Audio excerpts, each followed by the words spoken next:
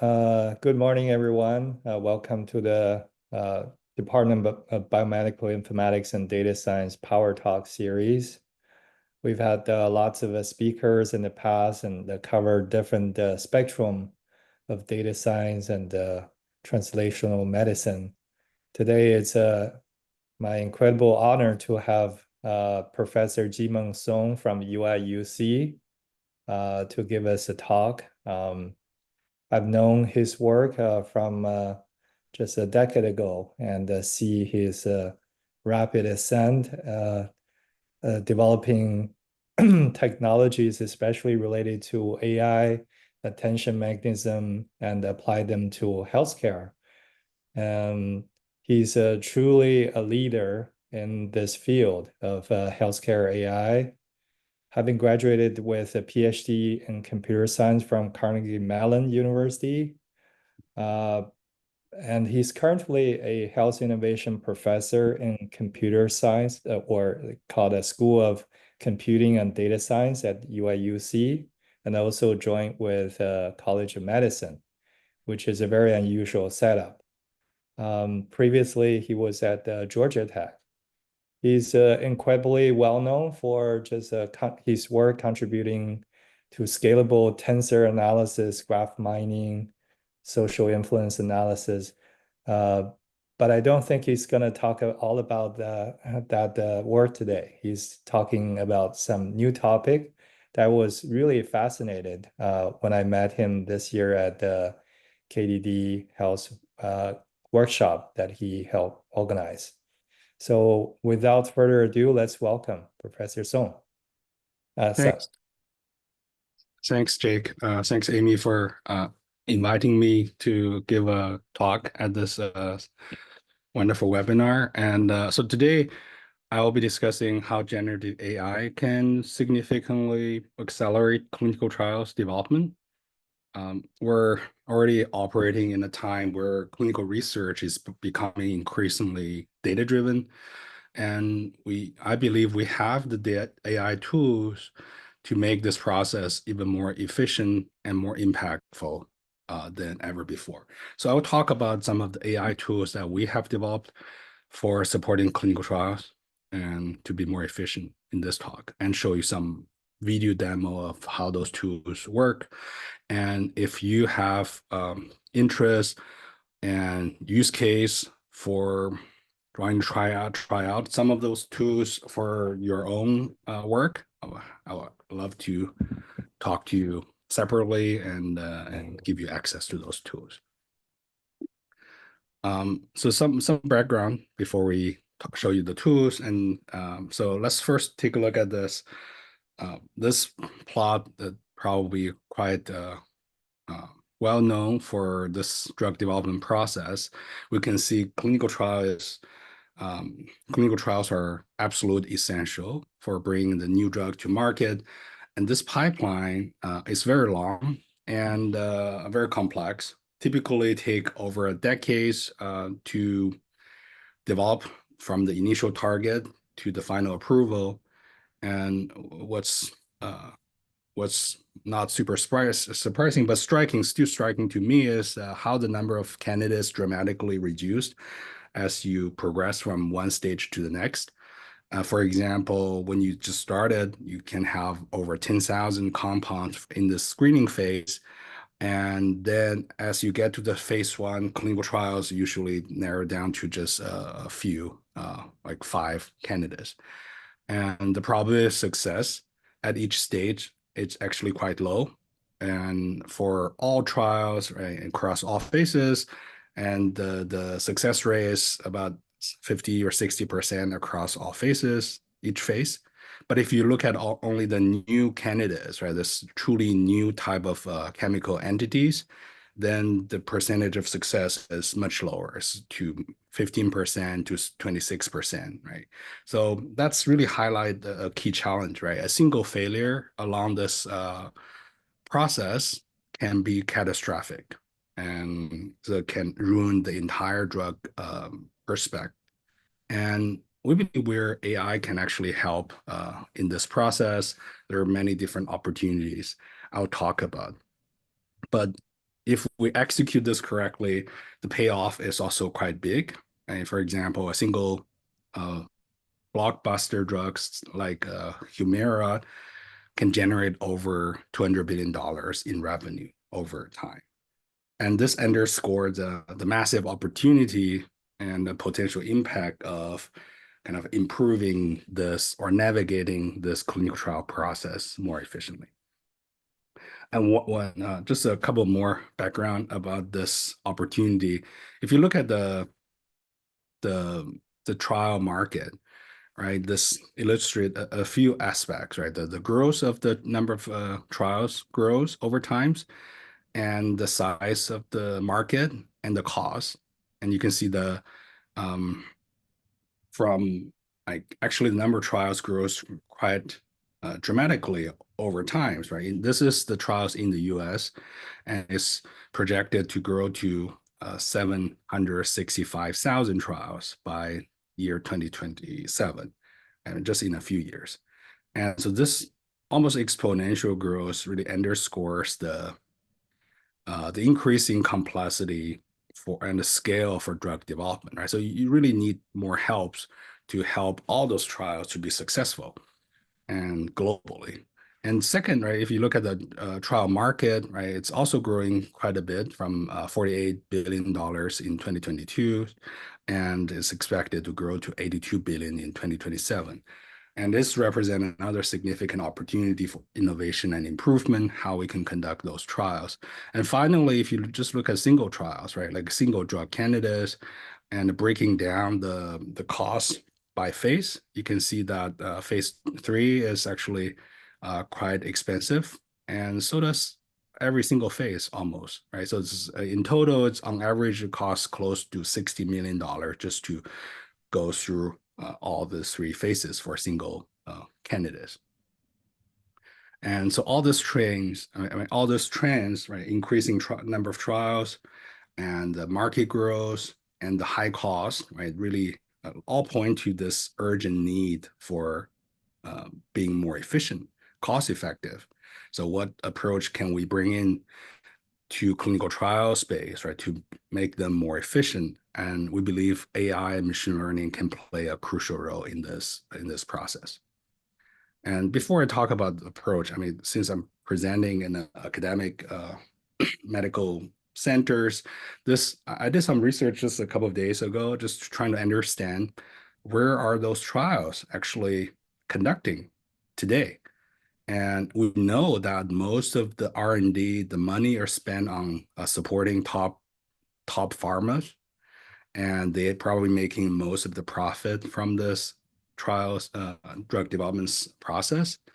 And we see a surprising fact, right? If you look at the number of trial sponsors, and this industry, top pharma, is really a small percentage of trials, right? It's over about 3,500 trials ongoing today, and that's really attract vast majority, probably 90, I would guess 95% investment all in this space. But if you look at the number of trials are actually conducted by other, especially academic institutions, there are actually almost 10 times more. And if you're breaking down by even smaller individual entities, right, individual hospitals, you can see that, again, very interesting, surprising trend, right? This, what we see that this really a vast majority of trial running by academics institution or just regular hospitals, they don't have much resources to optimize or to kind of support even the day-to-day operation of those trials, right? This really highlight a opportunity where we see maybe AI-powered clinical trial research assistant could be very valuable for those underserved institutions, such as academic institutions or regular hospitals. I talked to a lot of physicians in those places. Every single one of them felt that running a clinical trials is a big achievement for them, right? If some clinician can be a PI for a trial, they consider that's a kind of big deal, right? That usually can lead to some major publications, and this is very successful for their career perspective, but not I mean, vast majority of the places don't have the operation to support that clinical trial operation for their investigators. So that's what we want to change, right? To bring some AI tools to help this process. So let's really dive into our what AI technology for clinical trials out there. So as you can see, clinical research is actually become very much a data science business with differences of this key stages, right? From hypothesis generation to study design to study execution to final analysis reporting. And every steps, there are some AI opportunities, right, to optimize or improve the process. And for example, for hypothesis generation, we can develop, or we already developed this literature mining assistance that can help analyze scientific literature, past clinical trial reports, to identify the promising research direction for investigator and researchers. And in the study design phase, our trial analysis system can examine the past protocols and trial-related publications and use those to optimize the trial design. Then when you execute, for study execution, we can help using AI assistance to do feasibility analysis, right? To match patient to trials automatically based on their EHR data. We can also select, if you have multiple clinical sites, you want to identify which site are optimal to run certain trials. And we have algorithms and a system for that site selection as well. And then final stage, right? Once you have the clinical trial result, and maybe along the way, you want to do some interim analysis. And we have this biomedical data science system and to work together with your domain experts to streamline their data analysis through code generation, like generating R code, Python code to analyze those results. And so all of this are really kind of supported by this trial foundation model that we have developed. And I will show you some of the details on that. And then I'll come back to show you some of the demo of all these different components and then answer questions. So this trial foundation model is called Panacea. So we're building this low-code small foundation model for supporting clinical trials, right? This is a joint work with my students, Jiacheng Lin, Zifeng Wang, and a collaborator from University of Washington, Sheng Wang, and his students, Han Wenxu. And so if to build this clinical trial foundation model, the biggest effort is actually collecting and processing the data, the training data. So we collected over close to 800,000 trial protocols from 14 different countries, and also gathered 1.3 million trial-related publications. That's the raw data. And then we augment those data through a kind of knowledge augmentation pipeline and to finally create over 2 million entries in a clinical trial knowledge base. And for example, some additions process we did there. We linked the trials across phases, so you know, okay, which trials, which phase 1 trial goes to the phase 2 trial, right? This linking is one part of that. We search news article related to those trials, and then run sentiment analysis about those news article to get some kind of a sentiment about the outcome of the trial, right? Whether it's positive or negative. We correlate the trial to publication, and because a lot of the results are actually in those publications, so we also get some kind of trial outcome from those publications. And finally, we also did some financial kind of linkage of those trials to the stock market changes of those corresponding sponsors, And so those are all these different sources we use to augment this data just to get the trial outcome. And the other type of data is very important is to train this AI foundation model is this instruction tuning data set. So the previous slide showed all the training data. That's to pre-train the LLM, the foundation model. And then to support different tasks, you have to create a task-specific instruction example so that you can teach the model to kind of support those tasks. For example, a task may be in this clinical trial space for matching a patient to a trial, right? You have some instruction description about the task. For example, your AI assistant, your task is to compare a given clinical notes and the inclusion exclusion criteria of the trial, then assess whether this study is relevant to patients and so on. And then we specify what type of output we want. Then the inputs include the clinical, the patient notes and the trial information, especially the inclusion exclusion criteria. Then output will be whether the patient is qualified for enroll to the trial and the explanation for that. So this is one example, right? But we need a lot of example to teach the foundation model, the LM, to understand those tasks. So here's the breakdown of those different tasks that we have created. Overall, there are over 200,000 of this type of example we curated. So that covers the study arm design. So I mean, trial search, outcome measure design, criteria design, patient trial matching, trial summarization, and so on. So this is the other data that's kind of important for building the clinical trial foundation model. And with that, then we train, here's this overview of the training process, right? We take this raw data, we did this pre-training phase, or we call trial alignment to those trial documents. And then we did this trial instruction tuning using the instruction tuning data set I showed you in the previous slide. And we can start with some of the open source base model. So we actually in this work use the Mistral 7B model as the starting point, and then go through this 2 steps to get this trial foundation model panacea.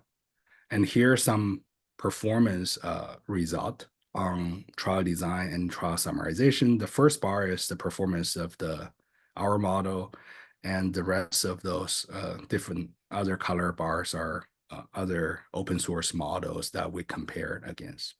So can I ask a quick question? Sure, Jake, go When ahead. you start with a Mistral, how much of GPU resource and the time did you have to consume? Yeah, all this process is can be expensive. We pick a small model and then we used the like a A100, like a GPU is just a A100 one of our servers. I think we actually used 8 of those A100 and trained for about a few weeks, like I think less than months. And but that's yeah, it's Wow. expensive. Okay. But that doesn't even count the time to gather the data. Right? So the data crawling processing take probably another 2 months because I mean just gather from those 14 different sites, right? To gather all those 800 trial document publication that also take a lot of time and the process. Do you think running it once would be sufficient, or you have to actually run it multiple Yeah, yeah. times a few weeks? We have to run it multiple times. In fact, some of the that's why this data processing is very critical, right? If you make some mistake there, then to correct the mistake, you have to spend the same, repeat the compute. And we did spend run it a couple of times, and it's our intention to actually continually improving this model because there are other tasks that's as we adding more and more tasks. I'll show you some of those tasks, but this is the initial set of tasks, but there are other tasks that we want to optimize, so we have to continually improving and training again. Good. Yeah, thanks for the questions. So this is kind of the high level how we train this model, and then this is kind of the extension we're building right now, right? So there are other tasks as we go and collaborate with some CROs, some pharma companies, and then realize, okay, for clinical trials, there are other tasks that are kind of important. A lot of those tasks are writing support. For example, they have to in order to do the clinical trials, there's a lot of document has to be drafted to support those type of writings. For example, for protocols, for informed consent forms, for the statistic analysis planning documents, right? There's also some brochure for investigators. There's a whole bunch of document has to be produced and disseminated, right? And how do you use this type of AI assistant to draft this documents are something we're also heavily working on. And we have some initial result on that. And but yeah, this is largely kind of ongoing task. So back to Jake, your question, if you have one more new tasks, we have to improve the model again, right? Just have to fine tune those model again. And this is maybe two details, but a lot of the times you can just add additional data set to train just for that. You usually have to fine tune on all those tasks. Otherwise, they may forget about the other tasks, right? If you only train them again on just a single task. So the cost, it's not just incremental. It's usually have to be, think about they have to do it again from a scratch almost. So that's for the AI assistant work. And I can show a quick demo for the protocol drafting work. So this is one ongoing project we have for clinical protocol drafting. In this case, we're trying to draft informed consent form. So if can you see the other screen with the video? Yes. Yeah. So basically, this is my collaborator and Benjamin is showing the demo. And the key part of this is actually quite straightforward. And you have a set of document, right? You have the protocol, and you have some template for informed consent that you want to kind of cover. And there's different section, what the information should go into those section, right? It's described that. And the task is actually quite clear, right? You have some protocols, you have some summary of the protocol, you have the informed consent template. Can you help draft the informed consent form? And so in this particular case, they also want this to support in multiple languages because the patients may have from a different background that may not just read English. So we have to support multi-language. But it's a process pretty similar. So we take the template and draft automatically draft this kind of a skeleton of the informed consent, then pre-populate as much as possible the part that we're confident that we can extract from the protocol. And of course, some part need more work. And for example, you may want to explain a little bit more about the treatment, and then you can rewrite this section, right? You can say, oh, I want to rewrite this section, and want to expand this section, or you can simplify for general audience and so on. So there's some kind of rewriting capability. Then we rewrite that. If you like it, you can replace the original content with that, and then continue, right? So you can we ask as clinical research assistants or investigator to actually go through the AI generated content to verify the correctness and the appropriateness of this document. And the way, yeah, there's another question that I have. So you build it based on the Mistral model, and then the ChatGPT o1 models keep improving, did you actually do comparisons on the writing quality, whether Mhm. your specialized writing is on par or better than the Yeah, uh, yeah. I think constantly evolving model or we yeah. in this particular kind of solution, there are two different versions. We can use the generic state of art public model like GPT-4o or some other Anthropic model, and then just do RAG, right? So they just provide this. This is perfect example for that, right? Using the protocol as data sources and just prompt the GPT to actually do the final writing. There's the version of that that's actually worked pretty well. I would say probably better than the fine-tuned small model we have done. And then so the customer or collaborator can choose which one they want to use. Some prefer local model for privacy, like a security type of thing. But if you're not have that concern of um, purring public LM API, then this public LM can do pretty well as well with the proper RAG prompting the correct information in there. Oh, great. Yep. Thank you. So that's a good question. And then if we finish up this demo, so the key thing is we provide references to all the information we generated. So for example, this is kind of a section for side effects, where you might want to explain those side effects better. And then we have that expansion again.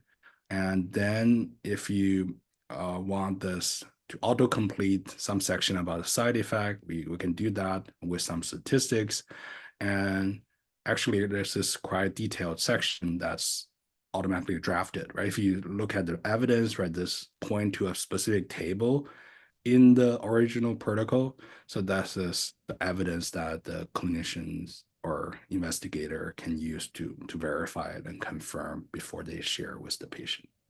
So that's just an example of this protocol informed consent drafting. And so I can go back to the presentation. So this is an example of how Gen AI can help you. And next, I will go to this next part about actually going to a step before the protocol drafting. This is during the design phase, right? So maybe even before you draft, if for a researcher, we actually find this literature mining quite valuable. And you have to do this literature gathering for a specific topic, understand the space, and really write a summary, right? That's can be a foundation for your research. And many people do meta-analysis, right, for in this clinical trial space, understand for a particular type of treatments, what are the evidence out there. And we have a system that focus on that. I'll show you a demo in a minute, but just go through the kind of process. You can specify what type of study you want to research, like in this case, could be a CAR T therapy for cancers, or then you can describe what you want to extract or understand what type of outcome from those trials. And then our system can suggest a set of keyword that to query the PubMed search engine. And then we also can help you to search and find those potential publications. Right? This is not that complicated, right? It's just mainly suggest a set of keywords and then use those keywords to construct the right API call to PubMed API to get the publications. The next step is more actually we found more valuable and important. Then you have to read those papers, right? That's where a vast majority of times people have to spend, right, to read those individual paper to extract information and also confirm whether those papers are truly relevant to your study.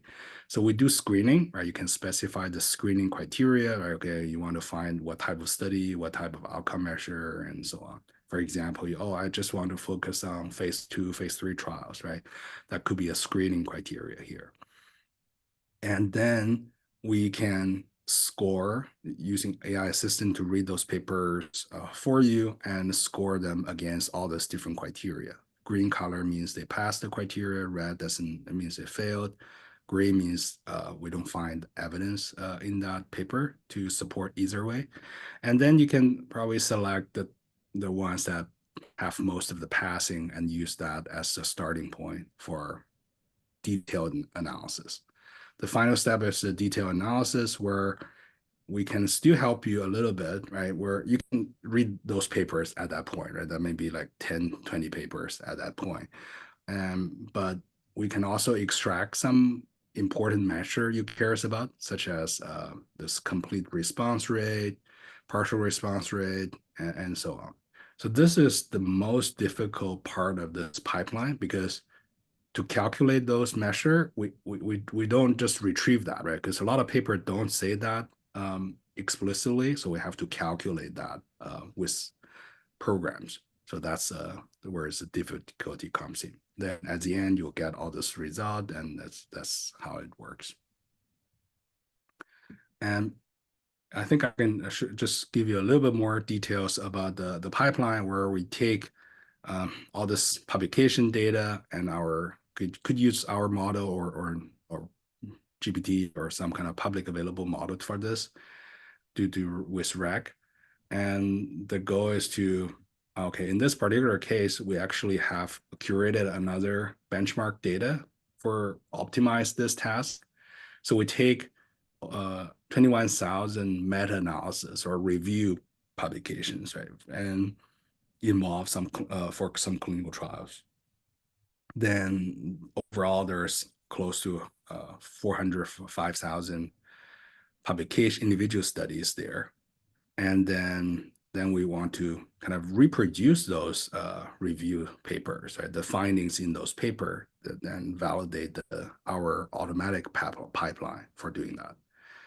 And there's all those steps I mentioned earlier. This is just one part of the most challenging part for the result extraction, where, for example, here, this is the things that we extracted from the original paper, right? This says all 6/9 patients showed objective clinical response, 2/9 achieved complete response, right? This could be the result from the paper, but to turn that into a number, or we have to do small calculations and to know, okay, this response rate is 0.22, right, in this case, so that you can plot that in a forest plot, which is quite common in a lot of this review, a systematic review or meta-analysis paper.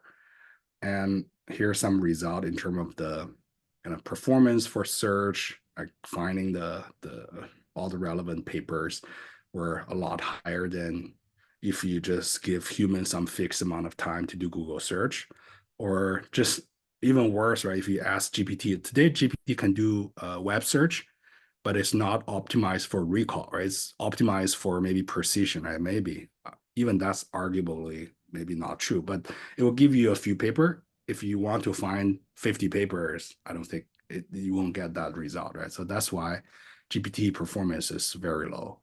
And human need take a lot more time to gather those paper. If for just a short amount of time, they won't be able to do that either. But use our system, we can get close, over 90% recall compared to the original review article, right? If the review article have a 50 paper or 100 paper, we can cover 91 of those. And here's some result in terms of this is human preference analysis, right? I just show them example of output of our result and ask user to verify which one they prefer. Vast majority, they prefer our output. So, okay, so is there questions or?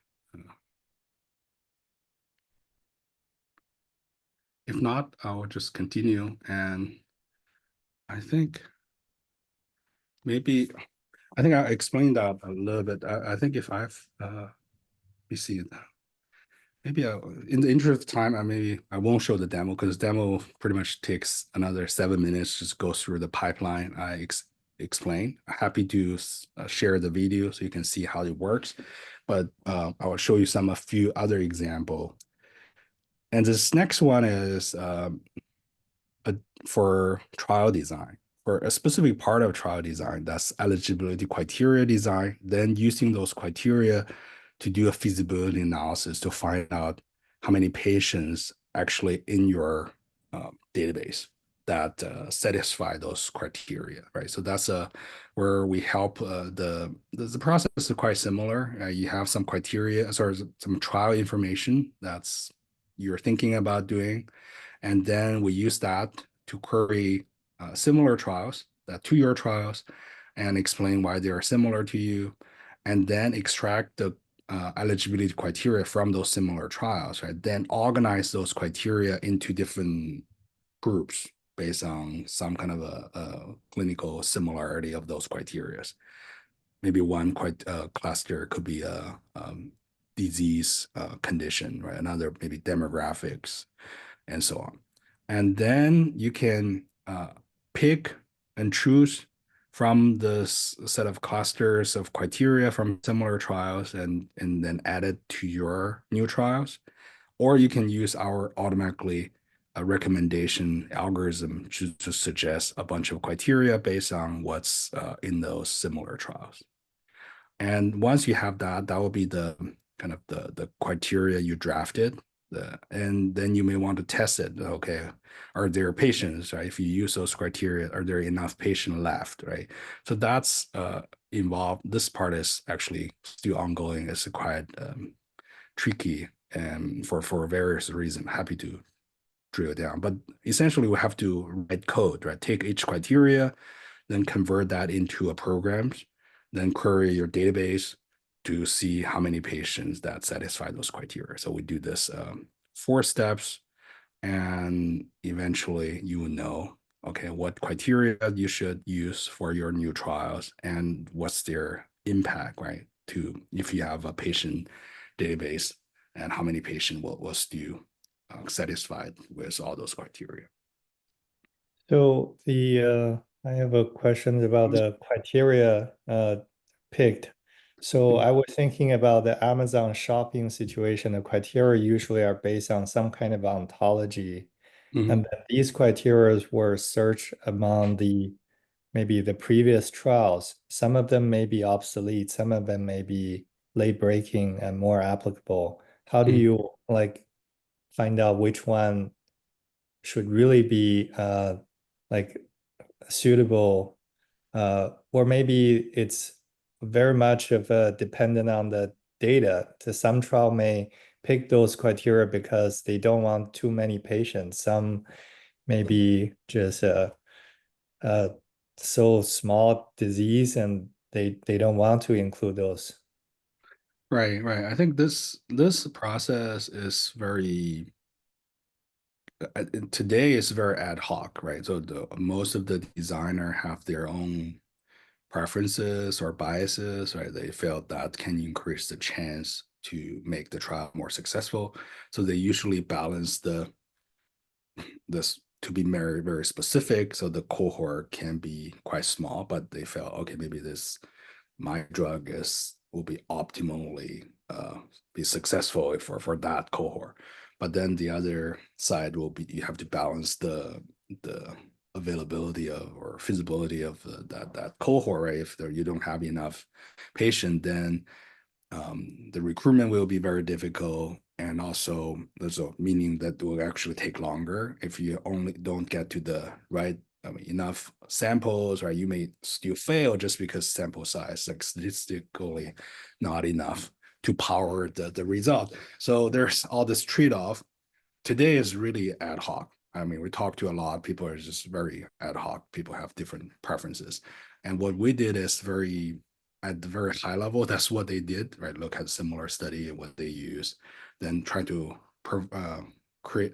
Then at that point, they will introduce some of their intuition, or maybe do some secondary analysis, right? Look at maybe the preclinical study or the previous phase study, right, to get some hints. But this is, I agree, still very ad hoc. At least we want to make this steps are pretty standard. So make this a few steps efficient, so that at least they can find similar trials very quickly, narrow down to the set of criteria. Then they have to decide which one to use. And we can, if the last step, if they have the patient database and we can do this, then they have at least some sense that whether those criteria will be too strict or not. But I agree with you, there's still a lot of nuance, right? How do you pick from this list, right? There's a lot of justification probably they have to manually investigate. And so that's this few steps, right? In terms of the backend research, what we have done is we have this trial search capability, which is very essential for all this Gen AI RAG-based approach, because you always have to find similar trials. So there are some details about how do we decide which trials is similar to your trials, right? There's trials document is very long, and if you don't pay attention, and the different sections have different importance, right? And so you really have to figure out a way to provide the right weight for those different sections. For example, the intervention and the condition may be much more important than some other background sections, right? So we have this kind of hierarchical encoding to help to do that, and to have this encoder, right, taking care of all these different sections. And then label training data is very limited. So we have to be creative to create the supervision. In this case, we use some self-supervised learning approach to create those similar trials, pairs, and the dissimilar pairs. And so that's kind of the work you have to do. So there's some results showing we compared to a lot of BERT-based, other type of embedding-based method, our approach is much better in terms of accuracy. And we also organized all those trials in a natural disease cluster if you plot them. So that's another kind of validation on that. So the last part I really want to talk about is this trial matching. This is a very common task almost for every trial, right? You have to find the patient. This is always a tricky, time-consuming process. And this is collaboration with NIH, with researchers there, Qiao Jing and Zhiyong Lu, and their clinicians, Dr.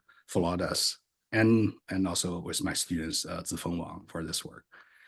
And this work, I think, just got accepted to Nature Communication. So basically, the idea is, can we use LLM to help to do the matching between using the patient electronic health record data, especially the clinical notes, and the trial criteria.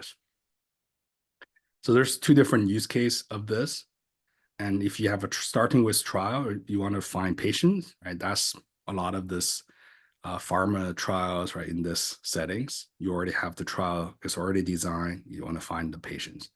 And the other view is also becoming increasingly valuable, right? Patient may be looking for trials they are qualified.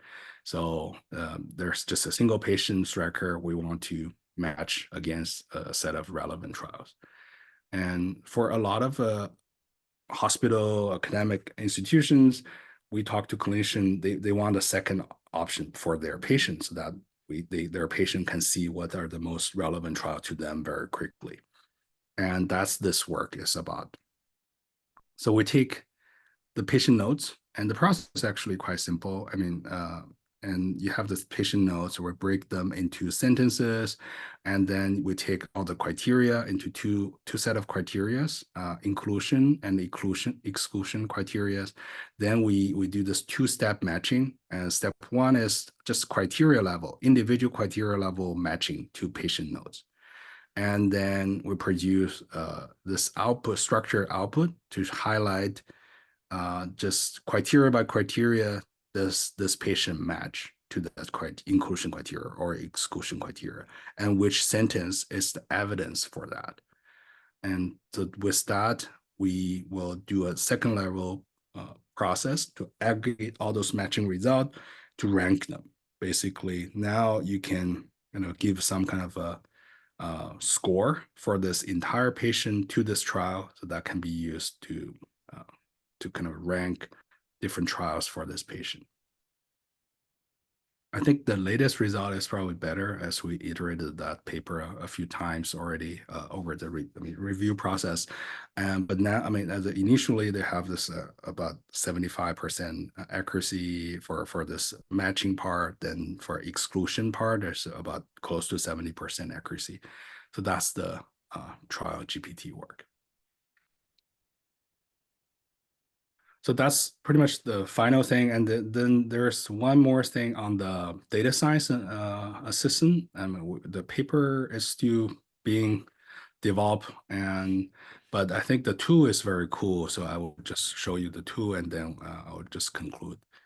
And so we have a lot of collaborators are biomedical background, so they don't necessarily have a very strong coding background, like programming background, but they have data. They want to analyze the data, right? So if, for example, you have some TCGA data, you want to do some kind of analysis, and that's something we want to support, right? You upload the data, you can browse the data, and there's a few tables there, and then you can ask questions. I'm just fast forward to the coding assistant part. There's different type of assistant.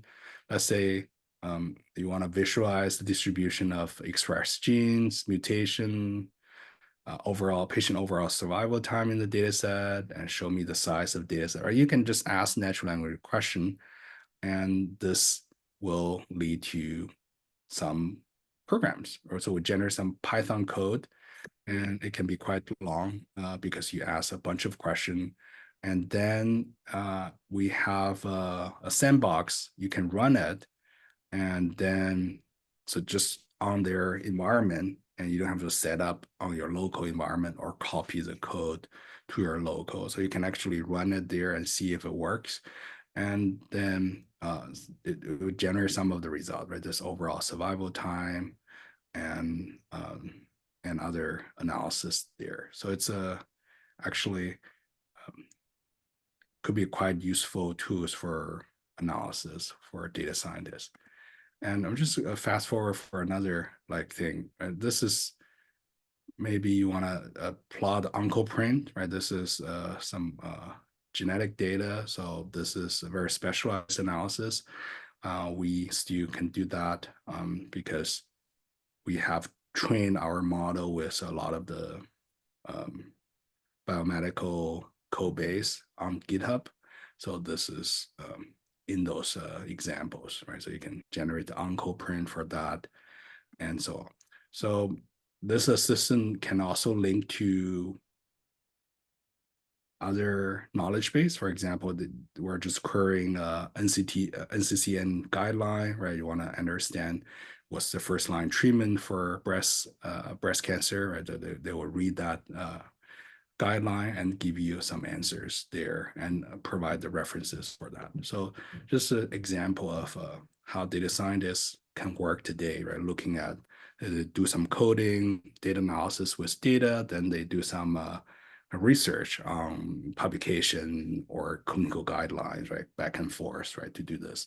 So our software can support both. I think that's it. Just to conclude and have we have developed a suite of AI tools addressing various aspects of clinical trials need, from protocol drafting to patient recruitment to evidence synthesis to data, coding. And these tools have potential, to significantly accelerate clinical trials, improving the efficiency of the trial process. And my hypothesis is this tool could be particularly valuable for academic institutions and other under-resourced organizations. So with that, thank you for having me here. I'm happy to answer questions. Yeah. Well, I just want to make a comment. This is really amazing, amazing journey. So I know that there's probably a company behind it, but I rarely see that the technology is built on solid research, and every part is really just great research, and then you have software product that can be used to do useful things. So I wonder if you can tell us which of the 5 ones are readily available for academic use, and which one we need like commercial licensing and partnership to do. Well, I felt we developed this. I think all of this we can, on a one-on-one basis, we can offer this to our academic collaborators mostly. For free. I don't think we want to make money from. We probably can learn a lot from your use case as well. In fact, we work with some of our MD students, our faculty at UIUC on some of this, but we don't intend to really kind of make money from them. But at least not right away. And so we have some customer from more bigger pharma and CRO, so they are actually have bigger contract we work with, and to support some of the development of this. But I felt this technology is valuable and for individuals who are a researcher and academic.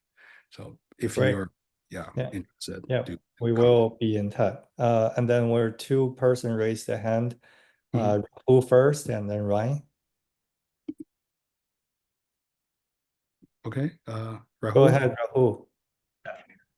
Uh, uh, hi, Dr. Sun. How are you? It's really nice to see your talk. I have been working on this clinical trial digital twin projects for. I was a postdoc with Dr. Chen. I've been working on this for long, and I'm really inspired by your work. I have been doing some work for biomedical analysis using large language model, like talking to the databases, getting information in chunks. And I can see that there is a lot of stuff that you have done. And I have so many questions. The only question that I would like to know, from where you get all that data? Is it available, like the clinical trial data from NIH and other sources? Because I am thinking in the same line, but targeted to some specific things like selecting patients. So I want to target on that part because it can be used in 2 ways. It can be used for clinical trials as well as it can be used for precision medicine. Yeah, So yeah. patient selection, and I have a targeted work focused on that. And I want to know that how do you get that kind of data? Yeah, the data is all public available. You have to crawl some of those data, but we actually curated some benchmark data set you can download directly. Those are processed the trial data. But we're happy to talk to you if you need help with some other type of. I will already send you a LinkedIn request, and I would like to connect with you on the sidelines and know more about this because I'm really into this research. Okay, great. Thanks. Thanks. Thank you so much. Ryan. Yeah. Yeah, thank you for this. This was fantastic. I'm super excited. You may have answered my question actually with your QR code. So I'm going to scan it right now if you'll come back. Actually, but I was curious. could you share your slides? I think a lot of people are interested in your work. Sure. I will send a PDF of this slide to you and Great. after the talk. Yeah, that's fantastic. I was really wanting to follow up on Jake's question. Which of your tools do you have like available? We could go play with them right now. Which ones do we need to like request from you? Which ones would we need to become collaborators with you? Like, yeah. I think it's mainly the resources we have to support that. In terms of the maturity of all these tools, I think this data science one I showed the last is probably the most mature, and also it probably cover most of those like capability. I mean, that's in the other steps as well. Like it has the trial search, summarization stuff, publication search, coding assistant. It's just more complete anyway. So we're focusing a lot to get this out because it's the most generic version, broader version of this. So I think it's some version of this. It's can be, I mean, provided if you contact us, and but it's still heavily under development. So that's why we didn't put it out for the public, because just the support. It's a No, that makes sense. I'm asking specifically because I know there are at least 3 separate groups at UAB, each independently working on a clinical trial screener using AI. Mhm. And it seems like you've already done like most of the thing they want to do. Yeah, I'd love to collaborate on that, right? So we had this, I mentioned this trial GPT work with NIH that's coming out from Nature Communication. That work is definitely ongoing. One big challenge right now is that thing is costly. If you want to screen 1 million patients, the current framework is too costly. So we have to do something else on top of this to make it more efficient.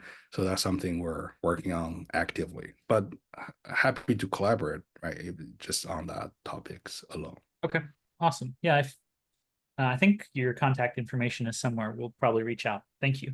Yeah, this is my email for everyone on Perfect. the call, right? Just Jimeng, just my first name at illinois.edu. Feel free to email me. Happy to collaborate. Yeah. Well, I also want to mention that at UAB, we have this new center, Systems Pharmacology AI Research Center, and your work is very much in line with and complementary to what we do. We're more on the upstream disease biology mechanism finding part, but then the clinical trial is very much complementary. So if you're interested, I will reach out to you and see how we can work together as a Oh yeah, I'd love to. Actually, I think Jake, we talked about this. I want to get connected to you guys quickly. So we did this online seminar. I'm happy to visit in person. In fact, I come to, because of collaboration, other reason, I come to Atlanta very often. So I'm happy to come to UAB. I mean, Yeah. in Okay. future. That's fantastic. Let's keep in touch offline. I think this is really amazing. You're setting a trend how the healthcare AI is happening. And for those of you who don't know, he's one of the top 100 person in healthcare AI researcher. So I shared your talk to ISMB years ago and following your work, and this is really amazing. Thank you. With that, I thank Professor Sun again. Okay. Thank you. Thank you, everyone. Thank you, Great. Jack and Amy. Okay. Bye. Bye-bye.